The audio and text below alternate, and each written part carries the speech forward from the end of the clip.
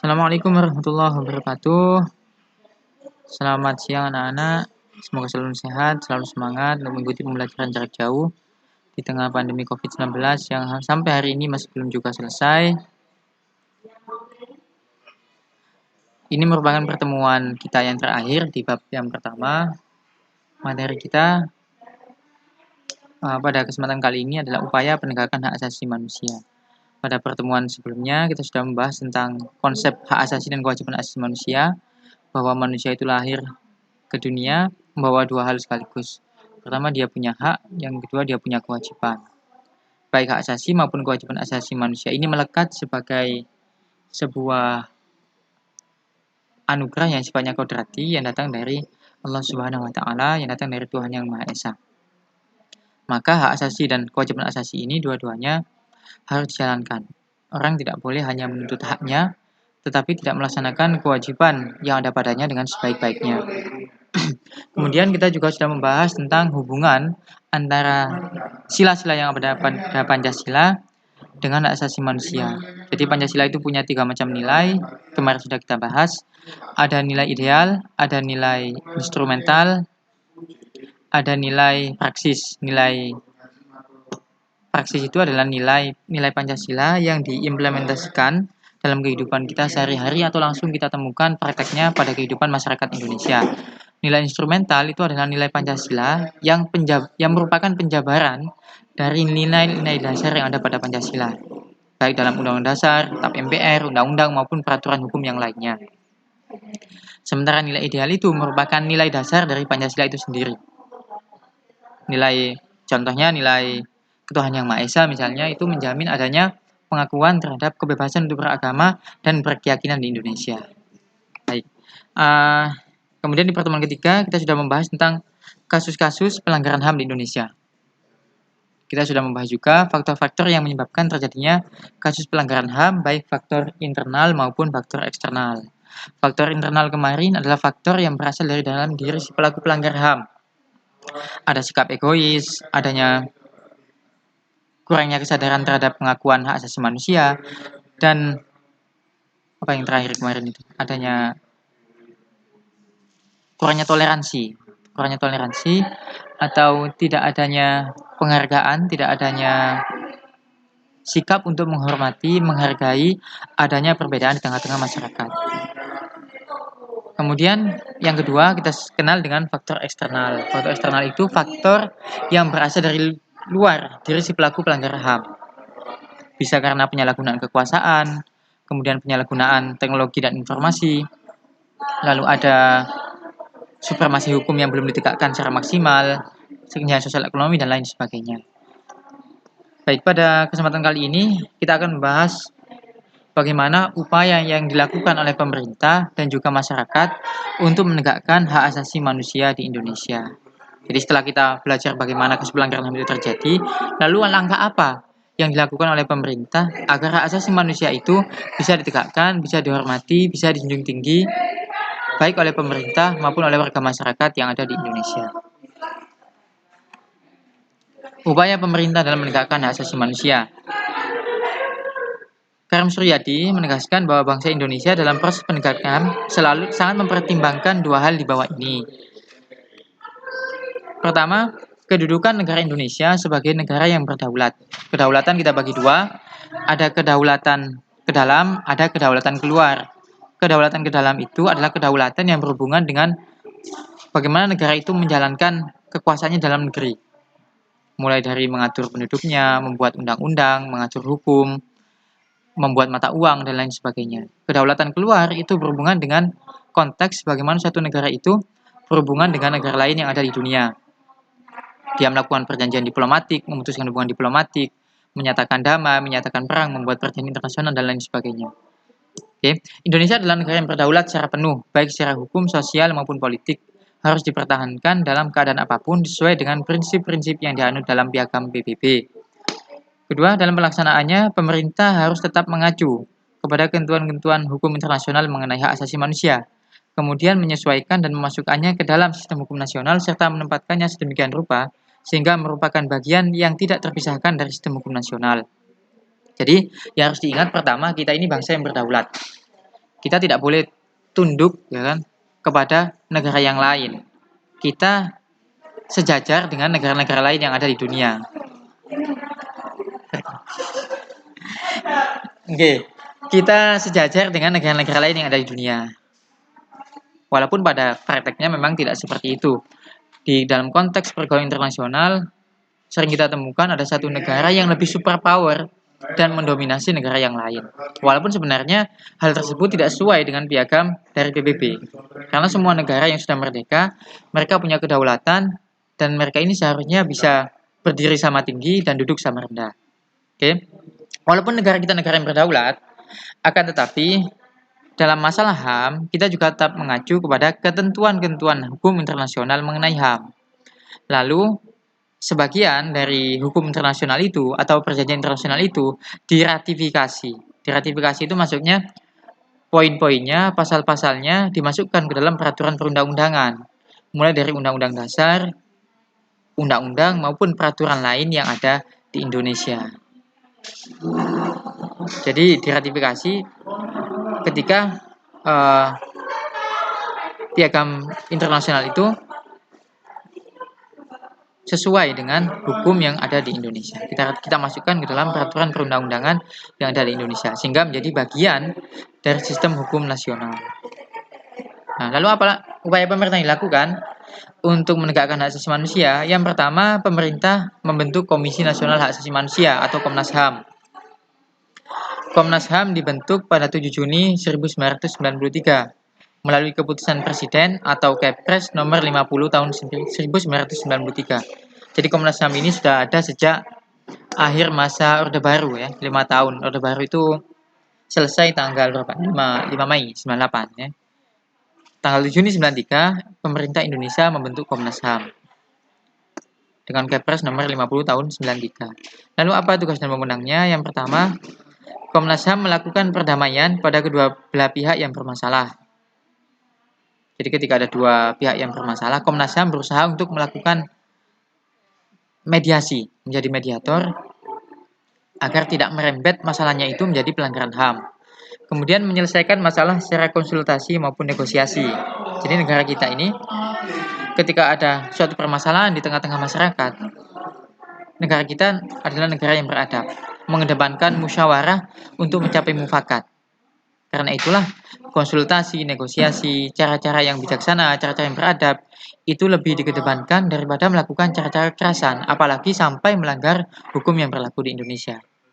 Jadi Komnas HAM ini ketika ada suatu masalah yang di situ terjadi pelanggaran, berpotensi terjadi pelanggaran HAM, Komnas HAM bisa menjadi konsultan maupun negosiator yang berperan dalamnya.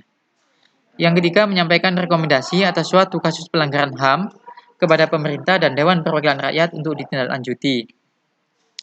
Yang keempat, memberikan saran kepada pihak yang bermasalah untuk menyelesaikan sengketa di pengadilan. Setiap warga negara yang merasa hak asasinya dilanggar boleh melakukan pengaduan kepada Komnas HAM.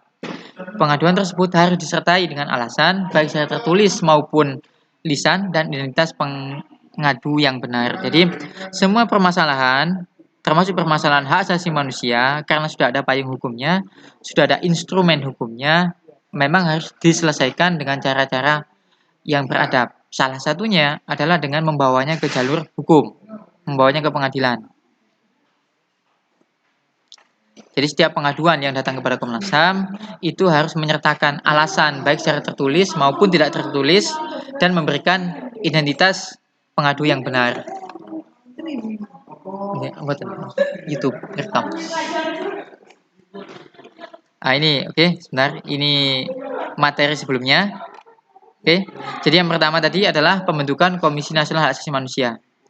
Kemudian yang kedua, pembentukan instrumen HAM atau aturan-aturan hukum yang berhubungan dengan hak asasi manusia. Sudah kita bahas pada pertemuan sebelumnya kan, bahwa Pancasila itu sifatnya masih terlalu umum. Oleh karena itu, nilai-nilai Pancasila itu harus dijabarkan ke dalam bentuk peraturan perundang-undangan. Apa saja peraturan perundang-undangan yang mengatur masalah HAM? Yang pertama ada amandemen Undang-Undang Dasar 45. Telah ditetapkan satu bab tambahan dalam batang tubuh yaitu bab 10A yang berisi mengenai hak asasi manusia melengkapi pasal-pasal yang lebih dahulu mengatur mengenai masalah hak asasi manusia. Dalam sidang istimewa MPR 98 dikeluarkan TAP MPR mengenai hak asasi manusia, itu TAP MPR nomor 17/MPR/1998. Kemudian itu tadi ada Undang-Undang Dasar 45, kemudian ada TAP MPR nomor 17, lalu ada peraturan perundang-undangan. Ditetapkannya Piagam HAM Indonesia pada tahun 1998, diundangkannya Undang-Undang Republik Indonesia nomor 39 tahun 99 tentang hak asasi manusia yang diikuti dengan dikeluarkannya Perpu nomor 1 tahun 99 tentang pengadilan hak asasi manusia. Kemudian Perpu ini ditetapkan oleh DPR menjadi sebuah undang-undang, yaitu Undang-Undang Republik Indonesia nomor 26 tahun 2000 tentang pengadilan hak asasi manusia.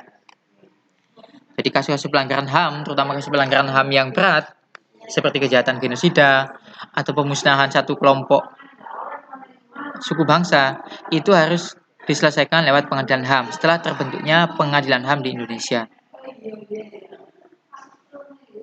Kemudian peraturan perundang yang lainnya ada Undang-Undang Republik Indonesia nomor 3 tahun 97 tentang pengadilan anak.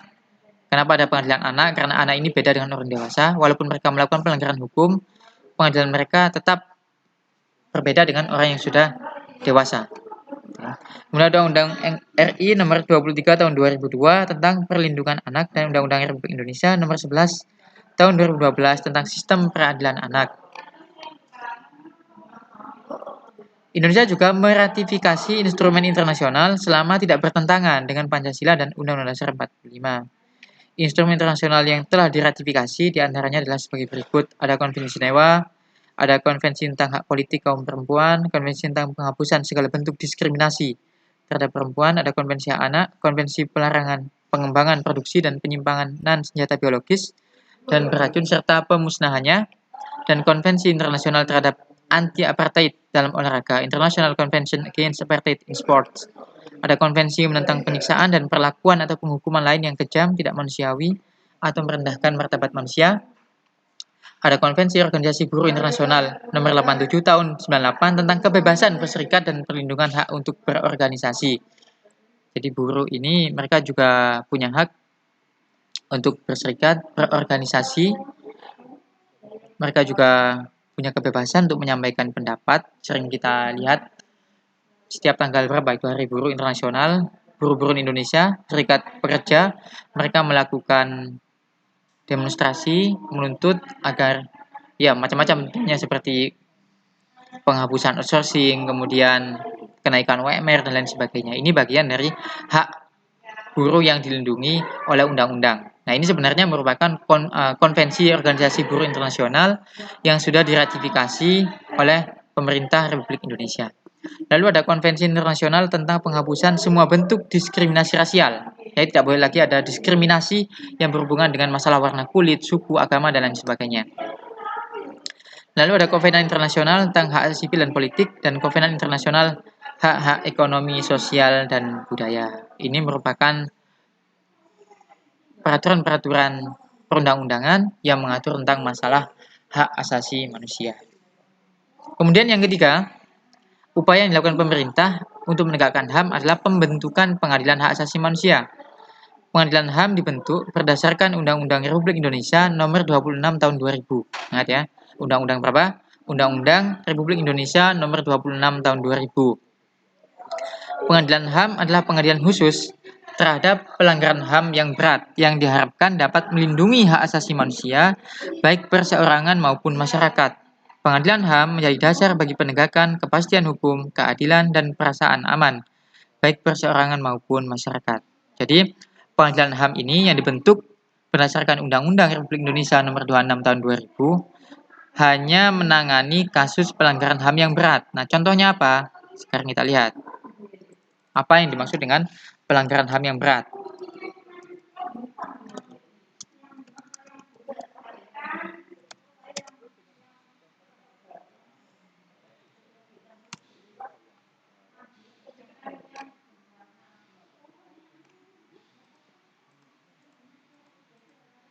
Silakan ya dicatat poin-poin penting dari materi yang saya sampaikan.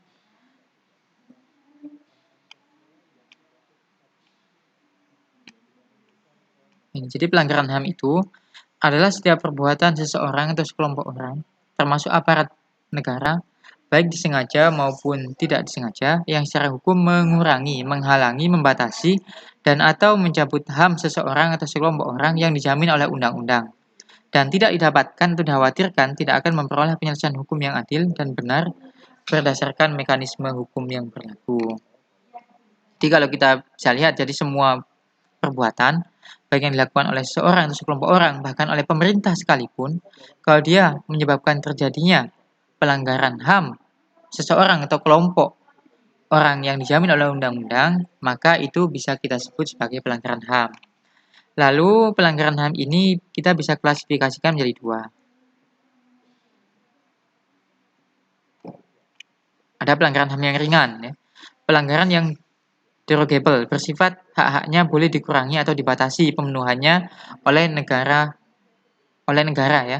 Hak dan kebebasan termasuk dalam jenis ini adalah hak atas berkumpul secara damai, hak atas kebebasan berserikat, hak berpendapat dan berekspresi. Contohnya, misalnya pemerintah menetapkan kemarin waktu bulan Ramadan kan ada wacana untuk melarang orang pulang kampung. Sebenarnya ketika itu dilakukan dalam kondisi normal, kalau pemerintah melarang orang untuk bepergian dari satu tempat ke tempat yang lain, itu sudah terjadi pelanggaran HAM. Gitu. Karena manusia itu punya hak untuk dia berpindah, ya kan? Dia melakukan pergerakan dari satu wilayah ke wilayah yang lain di wilayah negara kesatuan Republik Indonesia. Tapi ketika terjadi wabah pandemi COVID-19, dengan alasan untuk mencegah agar penyebaran COVID tidak semakin meluas, pemerintah bisa menetapkan aturan supaya orang-orang yang tinggal di red zone, daerah zona merah seperti DKI Jakarta, untuk tidak pulang kampung. Karena dikhawatirkan kalau dia pulang ke kampung halamannya, dia membawa oleh-oleh COVID-19. Gitu. Jadi dalam hal tertentu, ada HAM itu yang sifatnya bisa dikurangi oleh pemerintah, oleh negara, tentu saja dengan peraturan hukum yang berlaku. Gitu. Salah satunya itu tadi. Kemudian ada kebebasan berpendapat, berekspresi, berkumpul juga. Berkumpul juga bagian dari HAM. Tapi di tengah pandemi COVID seperti hari ini, pemerintah bisa melarang adanya perkumpulan massa. Mungkin ada konser musik atau ceramah yang melibatkan banyak massa, tabligh akbar misalnya, itu dalam kondisi yang saat ini pemerintah bisa menguranginya supaya memang pandemi ini tidak semakin meluas. Tapi ketika nanti kondisi sudah kembali normal, tentu haknya harus dikembalikan kepada masyarakat sebagaimana mestinya. Oke. Yang kedua adalah pelanggaran HAM yang sifatnya berat.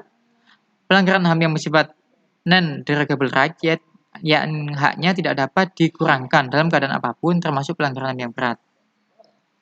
Hak tersebut antara lain hak untuk hidup, bebas dari penyiksaan, bebas dari perbudakan, bebas dari penahanan karena gagal memenuhi perjanjian, hak bebas dari pemidanaan yang berlaku surut, hak sebagai subjek hukum, dan hak atas kebebasan berpikir, keyakinan, dan agama. Jadi ini contoh-contoh HAM yang ketika dilanggar maka sudah terjadi pelanggaran HAM yang berat. Dalam kondisi apapun tidak boleh dikurangi, bahkan oleh pemerintah sekalipun. Pelanggaran HAM yang bersifat berat menurut Undang-Undang Republik Indonesia Nomor 16 Tahun 2000 tentang Pengadilan HAM dapat diklasifikasikan menjadi dua, yaitu kejahatan genosida dan kejahatan terhadap kemanusiaan. Sekarang kita lanjut.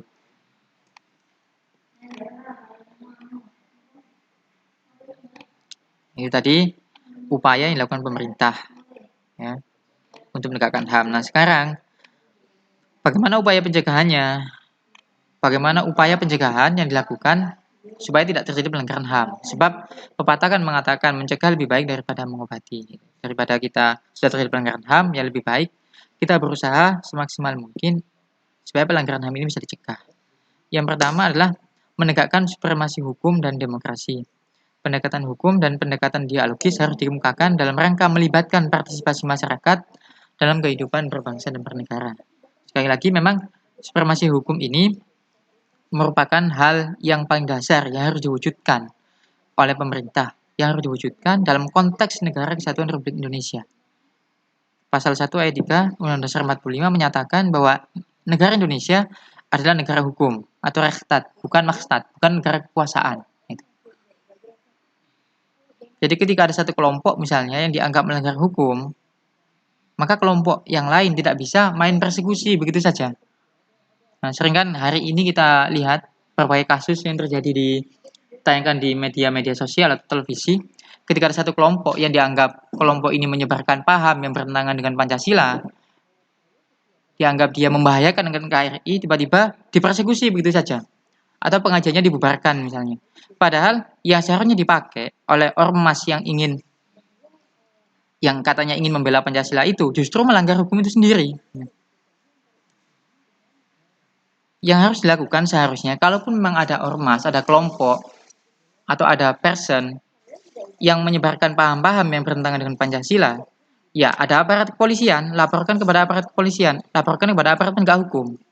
Jangan mengambil alih peran dan tugas polisi. Itu yang harus dilakukan. Nah, polisi sendiri ketika memproses suatu kasus, ya seharusnya memang diproses sesuai dengan hukum yang berlaku. Hukum itu jangan sampai seperti pisau, begitu tajam ketika ke bawah, tapi tumpul ke atas. Ketika sudah berhadapan-hadapan dengan kelompok-kelompok yang didukung oleh penguasa, oleh kelompok hukum itu seperti tidak bisa ditegakkan. Akan tetapi ketika sudah berhadapan dengan orang yang mengkritik pemerintah atau oposisi, kita katakan seperti itu, hukum itu cepat ditegakkan. Padahal hukum itu seharusnya berlaku adil kepada semua kelompok, kepada semua golongan, tanpa melihat apakah kelompok ini dekat dengan kekuasaan atau dia bagian dari orang yang oposan kepada kekuasaan. Yang kedua, meningkatkan kualitas pelayanan publik.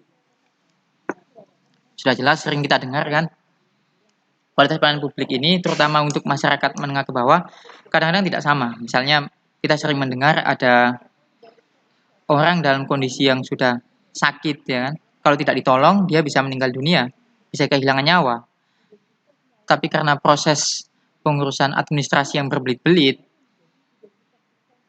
banyak yang akhirnya tidak tertolong, kehilangan nyawanya. Ini walaupun mungkin dilakukan tidak sengaja, memang prosedurnya seperti itu sudah terjadi pelanggaran HAM di situ. Yang ketiga, meningkatkan pengawasan dari masyarakat dan lembaga-lembaga politik terhadap setiap upaya penegakan hak asasi manusia.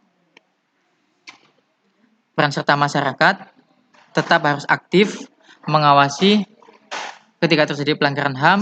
Kita bisa melaporkan kepada polisi, kita juga bisa melaporkan kepada Komnas HAM. Karena pemerintah kita membiarkan pemerintah saja untuk menegakkan HAM tidak cukup, gitu. Perlu peran serta dari masyarakat maupun LSM misalnya untuk ikut mengawasi jalannya penegakan hak asasi manusia.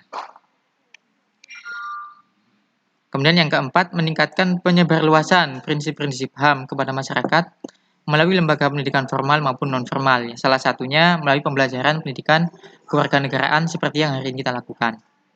Yang kelima, meningkatkan kerjasama yang harmonis antar kelompok atau golongan dalam masyarakat agar mampu saling memahami dan menghormati keyakinan dan pendapat masing-masing.